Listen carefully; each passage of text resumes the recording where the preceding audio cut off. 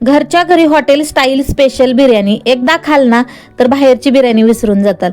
नमस्कार मंडळी, मी माधुरी, स्वागत आहे तुमचं माधुरी डेली ब्लॉग मध्ये।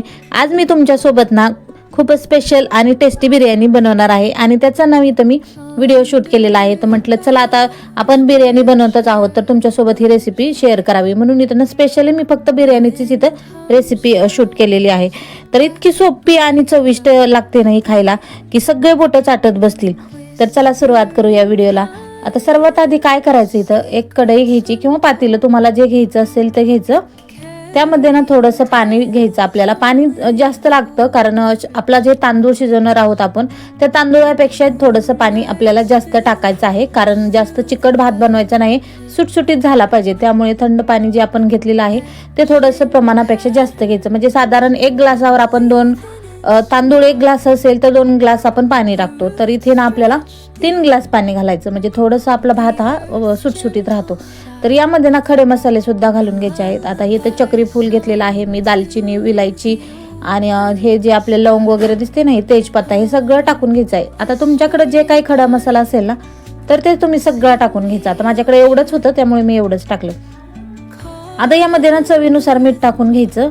पाण्याला छान उकळी येऊ द्यायची, तोपर्यंत गॅस फुलच ठेवायचा। आणि इथं साधारण मी 1 ग्लास इथे ना बासमती तांदूळ घेतलेला आहे। आता तुमच्याकडे बासमती भरपूर सारे प्रकार आहेत तांदळाचे जे की आपण बिर्याणीसाठी वापरतो। जे कुठला तुमचा बिर्याणीसाठी स्पेशल म्हणजे मोठा तांदूळ असेल तर तो धुवून घ्यायचा।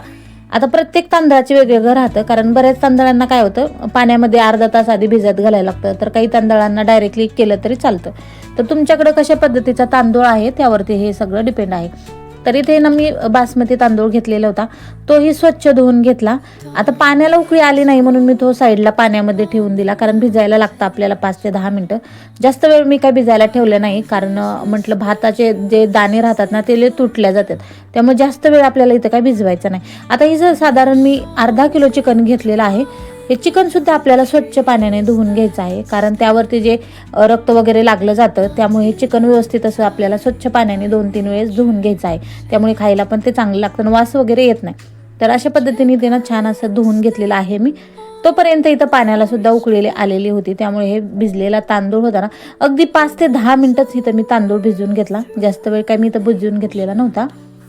आता तांदूळ काय वेळेस काय होतं, तर तांदूळ जास्त भिजला ना तर ते तुटतो म्हणजे तुकडे पडतात, त्यामुळे जास्त काय भिजवून घेतलेला नव्हता। 5 ते 10 मिनिटांमध्ये भिजवून घेतला आणि पाणी तांदळापेक्षा आपल्याला थोडंसं जास्त ठेवायचं आहे जेणेकरून आपला प्रत्येक असं एक दाणा त्याचा वेगळा होईल, त्यामुळे पाणी थोडंसं जास्त ठेवायचं आहे। आता हे जे आपण चिकन स्वच्छ धुवून घेतलेलं होतं ना तर त्यामध्ये ना आपल्याला थोडंसं दही घालायचं आहे। आता दही जास्त आंबट नको आहे आपल्याला, थोडंसं 2-3 दिवसाचं दही लागतं। तर इथे साधारण 2 चमचे मी इथे दही घेतलेलं आहे, चवीनुसार मीठ घेतलं आणि हळद सुद्धा घालून घेतलेली आहे। थोडंसं लिंबू सुद्धा टाकून घेतलेलं होतं कारण माझं दही जास्त आंबट नव्हतं, त्यामुळे मी थोडंसं अर्ध लिंबू घेतलं। आणि लिंबू टाकलं ना तर आपला भात सुद्धा खूप छान आणि सुटसुटीत होतो। त्यामुळे जर तुम्हाला असा सुट्टा तांदूळाचा भात बनवायचा असेल ना तर त्यामध्ये तुम्ही लिंबू आणि तेल नक्की घालायचं। तर इथे ना मी 1 चमचा बिर्याणी मसाला घातला, घरचा काळा मसाला सुद्धा मी थोडासा घातला कारण तिखट बनवण्यासाठी, आणि थोडासा गरम मसाला घातला। आता हे सगळे मसाले मी घालून घेतले आणि नंतर नाही छान असं व्यवस्थित आपल्याला हे मिक्स करून घ्यायचं आहे। आता ह्याला ना आपल्याला अर्धा तास तरी भिजायला ठेवायचं आहे म्हणजे आपलं जे आपण चिकन मॅग्नेट करून ठेवतो ना ते व्यवस्थित मुरल्या जाईल आणि त्यामुळे ना आपली बिर्याणी टेस्टी होईल। तर इथं सगळं व्यवस्थित करून घेतलं आणि नंतर ना माझ्या लक्षात आलं की माझी अद्रक लसूण पेस्ट घालायची विसरली आहे। खरं तर मी ती बारीक करून ठेवलेली होती पण ती घालायची विसरली होती, त्यामुळे नंतर मग मी आता यामध्ये अद्रक लसूण पेस्ट घालायला घेतली।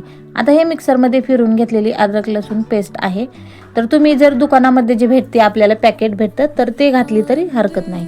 तर अशा पद्धतीने इथे ना आपल्याला अद्रक लसूण पेस्ट घालून हे सगळं व्यवस्थित मिक्स करून घ्यायचं आहे आणि अर्धा तास तरी कमीत कमी याला असं मॅग्नेट होण्यासाठी ठेवायचं आहे जेणेकरून आपल्याला चिकनमध्ये ना सगळं मसाला आतपर्यंत मुरल्या जाईल।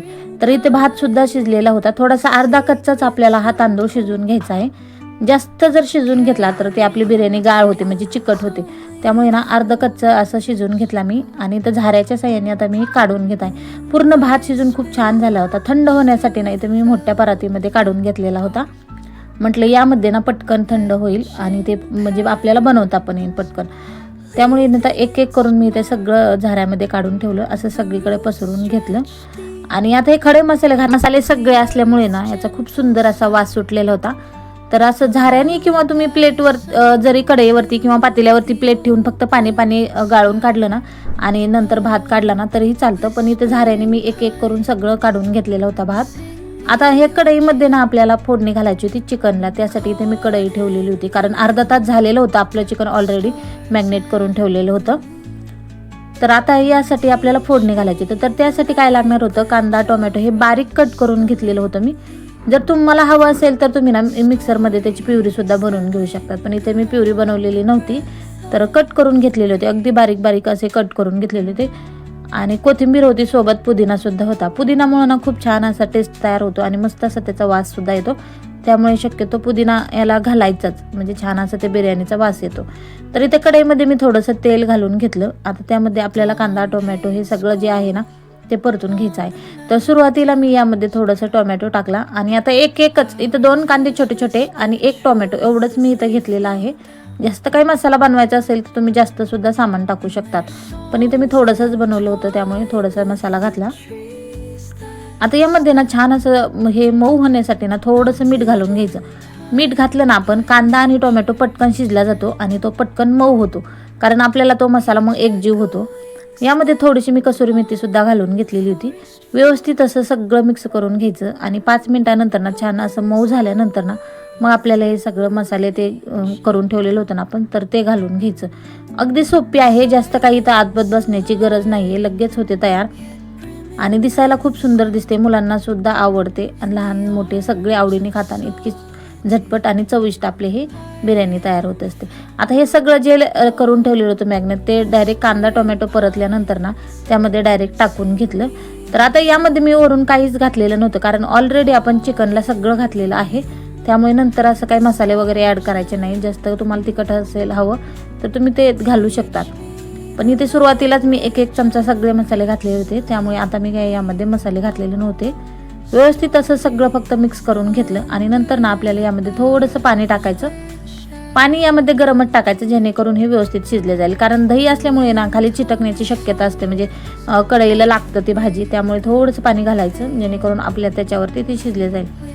नंतर थोडेसे पुदिना आणि कोथिंबीर हे दोन्ही मी एकत्रित कट केलेलं होतं ते एकत्रित घालून घेतलं आणि थोड्या वेळ झाकण ठेवून ही छान वाफलून घ्यायचं आहे. चिकन व्यवस्थित शिजवून घ्यायचं आहे, कारण नंतर ना काय होतं, मग चिकन आपण जेव्हा बिर्याणी खातो ना तेव्हा थोडंसं कच्चं सारखं चिकन लागतं, त्यामुळे व्यवस्थित असं चिकन आपलं पूर्ण शिजवून घ्यायचं आहे. मस्त शिजल्यानंतरच त्याला आपल्याला लेअरिंग करायचं आहे. तर इथे थोड्या वेळ झाकण ठेवून ना वाफेवरती मस्त शिजवून घ्यायचं आहे. तर शिजल्यानंतर तुम्ही पाहू शकता एवढं मस्त आपलं हे चिकन झालेलं होतं, घट्ट झालेलं होतं, कारण जास्त ग्रेव्हीही त्याला जमत नाही.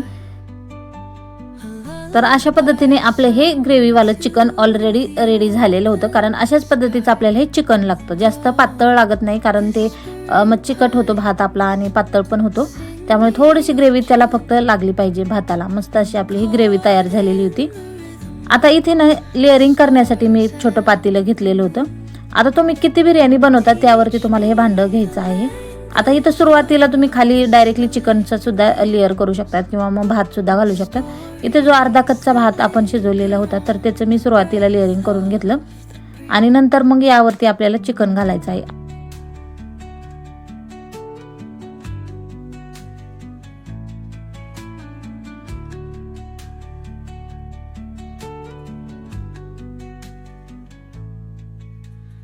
Dawn paints gold on the mountain's crown, while rivers whisper truth as they flow down. And their songs entwine with the trees that stand, knotted in time by nature's hand. Each echoing step on the forest floor opens a world through an age. तर या पद्धतीने फक्त 2 layer मी इथे भाताचे केले होते, एक खाली, नंतर सगळं जे काही चिकन होतं ते दुसऱ्या लेअरमध्ये आणि तिसऱ्या लेअरमध्ये राहिलेला सगळा भात. तर अशा पद्धतीने इथे मी लेअरिंग करून घेतले होतं. थोडंसं कोथिंबीर पुदिना सुद्धा आतमध्ये घातलेला होता आणि नंतर ना यावरून कलर घातलेला होता मी, जे माझ्याकडे येलो कलर होते. मी आता केक बनवते त्यामुळे ते थोडंफार साहित्य आहे, त्यातलं इथं कलर मी घेतलेला होता. आता जर तुम्हाला दम बिर्याणी बनवायची आहे पण आपल्याला पाहिजे तशी दम बिर्याणी बनत नसेल ना, तर ही सोपी ट्रिक्स मी तुम्हाला इथे सांगते, जे की आपल्याला तूप घालून त्याला दम द्यायचा असतो, म्हणजे बिर्याणीला त्याचा वास येतो तुपाचा, हो की नाही.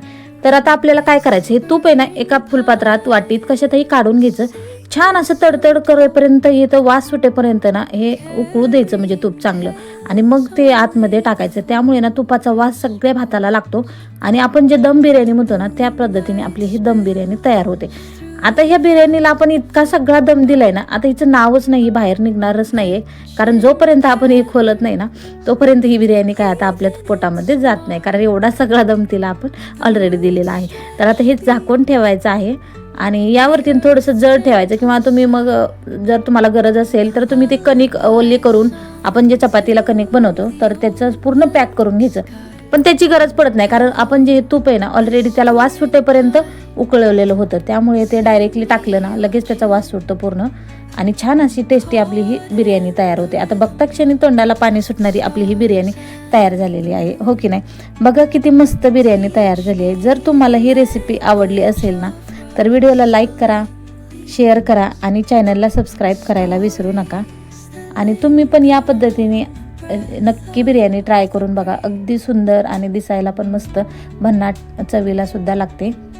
तरी अशा पद्धतीने एकदा नक्की ट्राय करून बघा आणि कशी झाली ते कमेंट्समध्ये मला सांगायला विसरू नका. भेटूया अशाच एका रेसिपीसह आणि नवीन एका ब्लॉगसह. तोपर्यंत मस्त राहा आणि छान छान खात राहा.